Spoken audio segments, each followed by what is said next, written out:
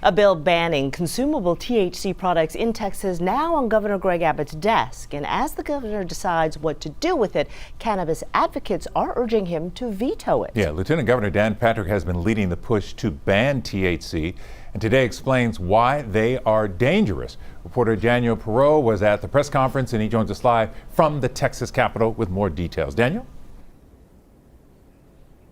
Lieutenant Governor Dan Patrick has railed against consumable THC products like gummies, saying that they're very dangerous for children because they could look like candy and you might not truly know exactly what's inside them. Lieutenant Governor Patrick was fired up this afternoon, saying that this is about preventing a generation of kids from being hooked on drugs. He initially told us that he'd offer snacks at today's press conference, but once we got in the room, he lifted a sheet to show us a table of consumable THC products that he says are sold in stores. According to the State Health Department, there were 853 cannabinoid exposure calls to the Texas Poison Control Center last year. 528 of those calls involved Texans under the age of 20.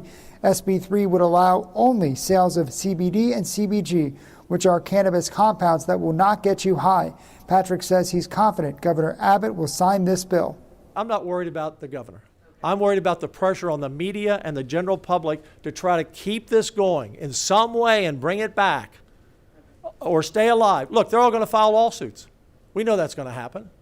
These are bad actors. These are people who want to kill your kids, and they don't give a damn.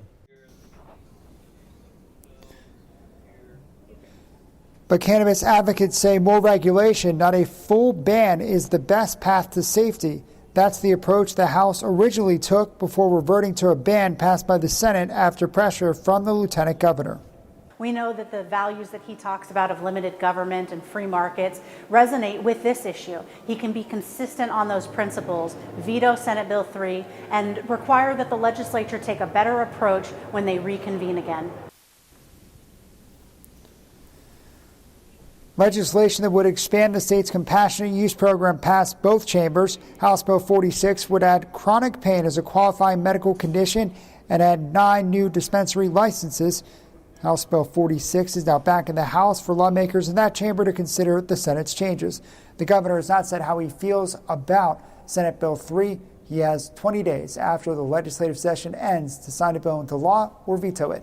At the Texas Capitol, Daniel Perot, KVUE News. All right, Daniel, thank you. New developments.